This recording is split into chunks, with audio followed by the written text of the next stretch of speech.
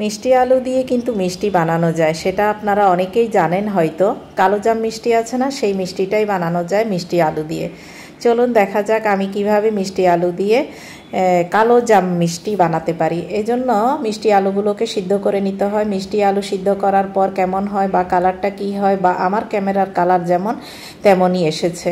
তো আমি মিষ্টিগুলোকে গ্লাস দিয়ে, দেখেছেন, গ্লাস দিয়ে ভালো করে চটকে নিয়েছি। একেবারে এমন মিহিভাবে চটকে নিতে হবে, এরকম হয়ে যাবে। তখন এবার দিয়ে দিতে হবে আধা চামচ লবণ, 2 কাপ পরিমাণ ময়দা, 2 কাপ পরিমাণ গুঁড়া দুধ, তারপরে এলাচ গুঁড়ো 1 চামচ, তারপরে খাবার সোডা দিয়ে দিতে হবে, কিছু পরিমাণ তেল দিয়ে দিতে হবে। তেলের পরিমাণটাও প্রায় 1 কাপের মতো। তারপরে সব কিছুকে আমি এখন এগুলোকে মথে ফেলবো, একসাথে মিক্সার করে নিব।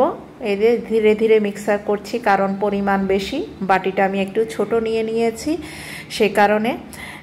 ময়দা এবং দুধের পাউডারটা সম পরিমাণ নিতে হবে। এরপরে যখন এটা মিক্স হয়ে যাবে, 2 হাতে ভালোভাবে তেল দিয়ে এগুলোকে শেপ করে নিব। মানে মিষ্টির মতো, কালোজাম মিষ্টি আছে না, সেইভাবে আমি এগুলোকে শেপ করে নিচ্ছি। আপনারা এইভাবে অনেকে শেপ করেন নিশ্চয়ই। আমরা অনেক পিঠা আছে, এগুলোকে আমরা বানাই, যেমন খেজুর পিঠা। মিষ্টিটা আসলে খেতে কিন্তু অসাধারণ। আপনারা একবার বাসায় ট্রাই করে দেখতে পারেন। একেবারে মিষ্টি, কালোজাম মিষ্টি আছে না, সেগুলোর মতোই হয়ে যায়। আমি এই পর্যন্ত 2 বার বানিয়েছি। আরেকবার আমি বানিয়ে বইমেলায় আমি আমার সহকর্মীদেরকে খাইয়েছিলাম, ওরা খুব মজা পেয়েছে। তো আজকে আবার বাসায় বানিয়ে ফেললাম। এই যে সবগুলোকে শেপ করে দেয়া হয়েছে, একদম কালোজাম মিষ্টির মতো আমি চেষ্টা করেছি বানাতে। একবার বানিয়ে খেয়ে দেখুন, কিন্তু খুবই মজা পাবেন। এখন গরম তেলে আমি এখন এগুলোকে কালো কালো করে, খয়েরি কালার, একটু ডিপ খয়েরি কালার হওয়া পর্যন্ত এগুলোকে ভেজে নেব। আমি যেহেতু সরিষার তেল খাই, আমি আমার রান্নার অনেকগুলো ভিডিওতে আমি বলেছি, তো সরিষার তেল দিয়েই আমি সব কাজ করি। আপনারা সয়াবিন তেল দিয়ে করবেন। সরিষার তেলে করতে হলে সরিষার তেলটাকে ভালোভাবে পুড়িয়ে ফেলতে হয়, তাহলে আর ফেনা থাকে না। আমি এখন এগুলোকে একবার উঠিয়ে কিছু বানিয়ে ফেলেছি। আপনারা কালারটা নিশ্চয়ই খেয়াল করেছেন। এই যে এরকম কালার হতে হবে। যত ডিপ করবেন ততই একদম কালো জামের মতো দেখতে দেখা যাবে। এটা একটা কৌশল। সুন্দরভাবে যদি করতে হয় তাহলে এরকমভাবেই করতে হবে। ক্যামেরার কালারে মনে হচ্ছে যে পুড়ে যাচ্ছে, আসলে পুড়ে যায় নাই।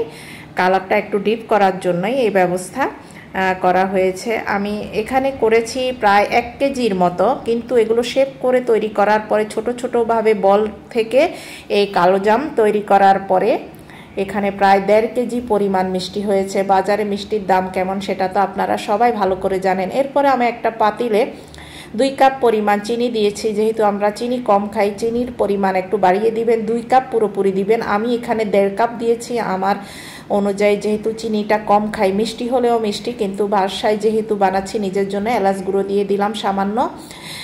2 কাপ পরিমাণ পানি দিয়ে দিয়েছি। এখন একটা লেবুর রস চিপে দিচ্ছি, যাতে করে যে চিনি, আমরা লাল চিনি খাই, চিনির কালারটা যাতে সাদা হয়ে যায় এবং জমে যাওয়া থেকে যাতে রক্ষা পায়, সেজন্যই লেবুর রসটা দেয়া। এদিকে আমি ঘি দিয়ে, দুধের পাউডার দিয়ে মাওয়া তৈরি করে নিয়েছি। এই মাওয়াটা কি কাজে লাগে আপনারা শেষে দেখবেন।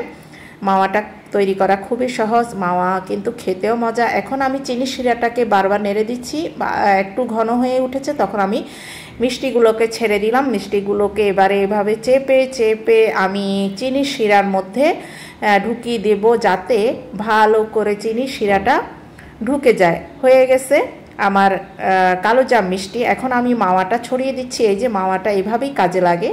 বাজারের মাওয়ার মতো কি লাগছে? বাজারের মিষ্টি কালোজাম মিষ্টির মতো মনে কি হচ্ছে? এই যে একদম নরম তুনতুনে, খেতে কিন্তু একেবারেই কালোজাম থেকেও কিন্তু অনেক ভালো একটা মিষ্টি হয়েছে। বাসায় তৈরি করা, ফ্রেশ, নিজের হাতে, কোনো ধরনের কোনো কেমিক্যাল নেই, কিচ্ছু নেই। একদম খেতে অসাধারণ